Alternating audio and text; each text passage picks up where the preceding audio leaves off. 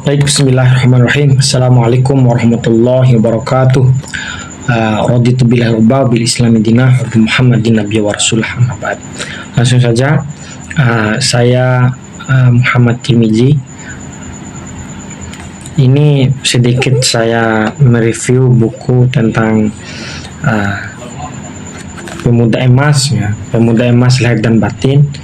Buku ini ditulis oleh Sudirman Haji Makkah, dan juga buku ini diterbitkan di Bima.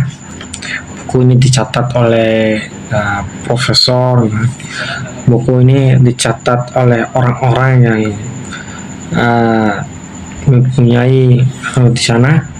Jadi nama lengkap dari orang mencatat buku ini adalah Sudirman Haji Makkah. Jadi di dalam buku ini ada berbagai macam penjelasan. Di antaranya buku ini menjelaskan kepada kita bahwasanya etika pemuda, kan, ataupun bagaimanakah cara pemuda beretika yang baik, bagaimana cara pemuda sopan santun dan lain sebagainya.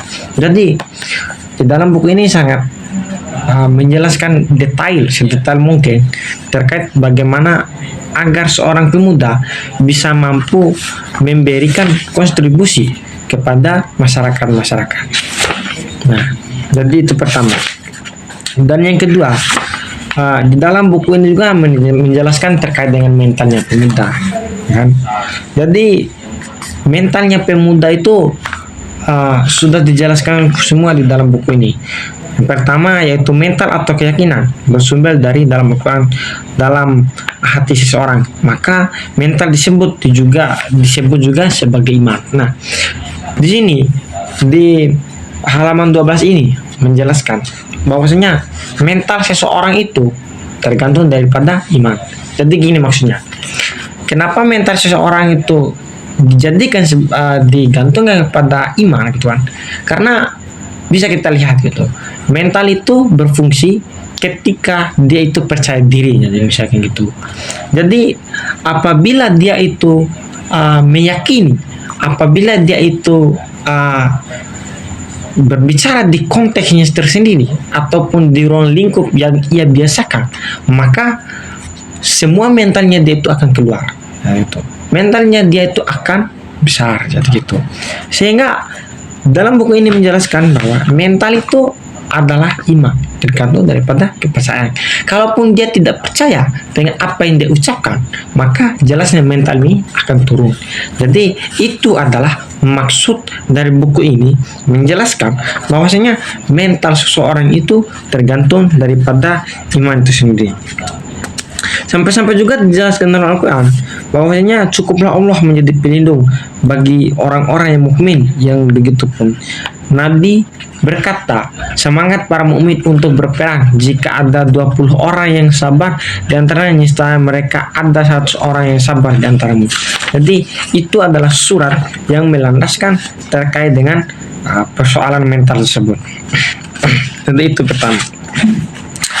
Dan yang kedua, di sini juga menjelaskan terkait dengan bagaimana sih pemuda itu mampu mengimplementasikan terkait dengan apa sih yang dikerjakan oleh tokoh-tokoh kita terdahulu. Ya, misalkan gini, di dalam buku ini menjelaskan juga bahwasanya dia mengutip apa yang dikatakan oleh Pak Presiden. Pak Presiden pertama mengatakan bahwa berilah aku 10 pemuda, jadi itu.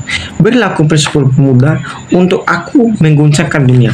Jadi di dalam buku ini sangat jelas gitu kan, sangat mendorong kita sebagai pemuda agar bagaimana adanya 10 pemuda ini mampu membawa perubahan, kan? Adanya beberapa pemuda, kan?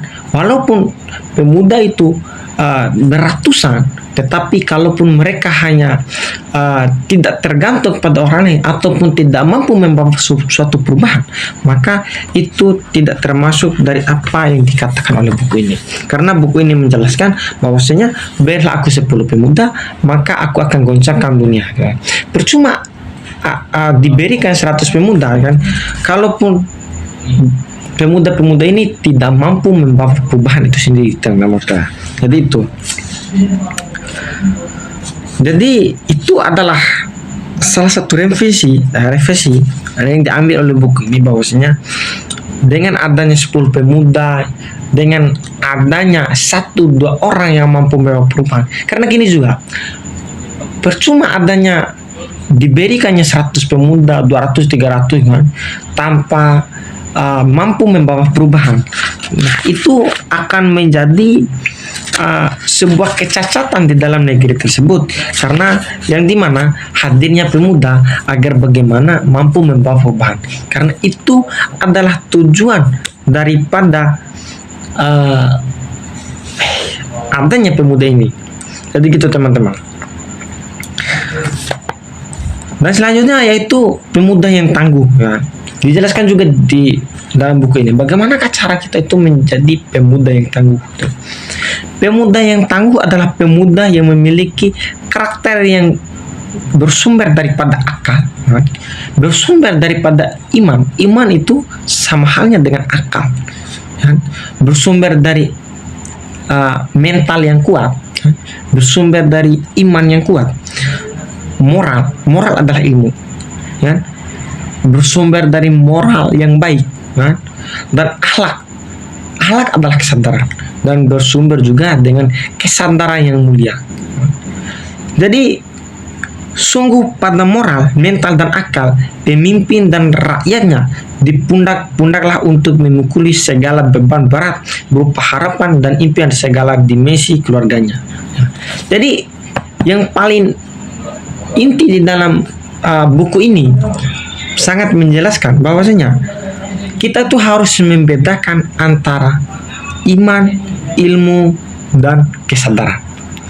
Nah, di 3 fungsi ini sangatlah harus ada di dalam kehidupan kita, karena dengan adanya mental, maka kita tidak takut kepada siapapun, walaupun itu dihadang oleh berbagai macam persoalan, walaupun itu dihadang oleh orang-orang yang berintelektual, tetapi dengan mental kita yang tinggi, dengan mental kita yang kuat, maka kita mampu melawan segala hal tersebut. Itu yang pertama. Dan yang kedua yaitu dengan moral ataupun ilmu yang baik. Nah, di ilmu ini menjelaskan bahwasanya dengan adanya ilmu, dengan adanya suatu intelektual yang luas, maka mental juga kita itu akan tumbuh karena didukung ataupun didorong oleh moral ini ataupun didorong oleh ilmu tersebut. Jadi